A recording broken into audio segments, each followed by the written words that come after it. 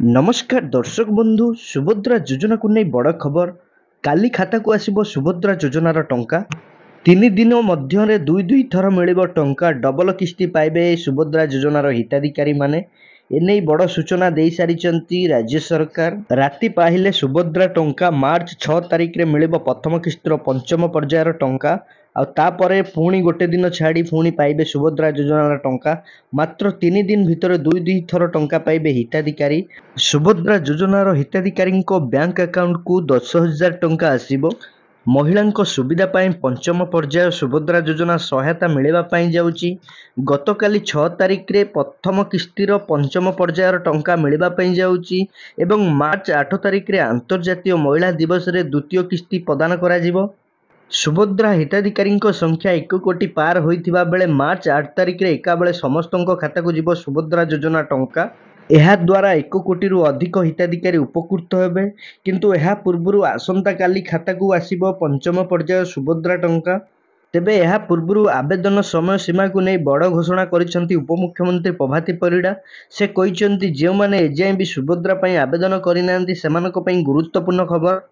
दर्शक बंधु आपण मैंने जानिथिबे सुभद्रा योजनार चतुर्थ पर्यायर टंका बंटन करा जाई सारिछि समुदाय मोट 98 लाख हिताधिकारी माने उपकृत होई सारिछंती सेमानक अकाउंट को 5,000 टंका लेखाए जाई सारिछि बाकी 2 लाख हिताधिकारी मानक पाखकु एपर्यंत सुभद्रा योजनार टंका पहुंची पारिनी सेमानकर एनपीसीआई रे असुविधा थिबा कारणरू एनपीसीआई सहित जो समस्या थिला वर्तमान ठीक हो सारी से अकाउंट को गतकाली मिलवा जाऊँगी सुभद्रा योजनार पंचम पर्यायर टंका यही पंचम पर्यायर टंकार 1,70,000 हिताधिकारी जहाँकि सुभद्रा योजनार टंका पाइपर तापर मार्च 8 तारिख रे मिलवा जाऊँगी 1 कोटी महिला को सुभद्रा योजनार 5,000 टंका जो महिला माने 6 तारिख रे सुभद्रा योजनार टंका पाइबे 5,000 से ही महिला माने पुणी मार्च 8 तारिख रे पाइबे 5,000 टंका। सुभद्रा योजनार जो महिला हिताधिकारी माने आवेदन करथिले एपर्यंत सुभद्रा योजनार टंका सेमानकु मिली नाही सेमानकर जो समस्या थिला ता जदि ठीक होई सारिछि ताहले सेमानकु गतकाली मिलवा पई जाउछि जहाँकि मार्च 6 तारिख रे मिलवा पई जाउछि 5,000 टंका ता सहित सेमाने पुणी पाइबे मार्च 8 तारिख रे 5,000 टंका जहाँकि सेमाने डबल बेनिफिट पाई परिबे डबल धमाका जहाँकि 10,000 टंका पाई परिबे मार्च 6 तारिख रे 5,000 टंका पाइबे मार्च 8 तारिख रे मध्य 5,000 टंका पाइबे सुभद्रा योजना रे सेमाने 10,000 टंका पाई परिबे जो महिला माने पूर्व 5,000 टंका पाइथिले सुभद्रा योजना रे सेमाने मार्च 8 तारिख रे केवल 5,000 टंका पाई परिबे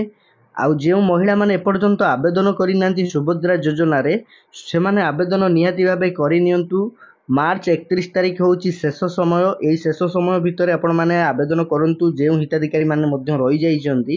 से माने निहाती भावे आवेदन करूँ यही समय सीमा भितर जदि आपण मार्च 31 तारिख भितर आवेदन करुँच ताहले आपण मानकु राखी पूर्णमी रे जहाँकि मिलिबो 3टी जाक किस्तिर टंका जहाँकि 15,000 टंका मिलिबो एका साथी रे। दर्शक बंधु सुभद्रा योजना को नहीं जो अपडेट थिला आपण मानकु वीडियो माध्यम रे हमें जणाई देइछु आपण मानकु हमर इन्फॉर्मेशन टी जदि भलो लागि भिडियो टी को लाइक करिवे कमेंट करिवे शेयर करिवे हम चैनल को सब्सक्राइब करिवे।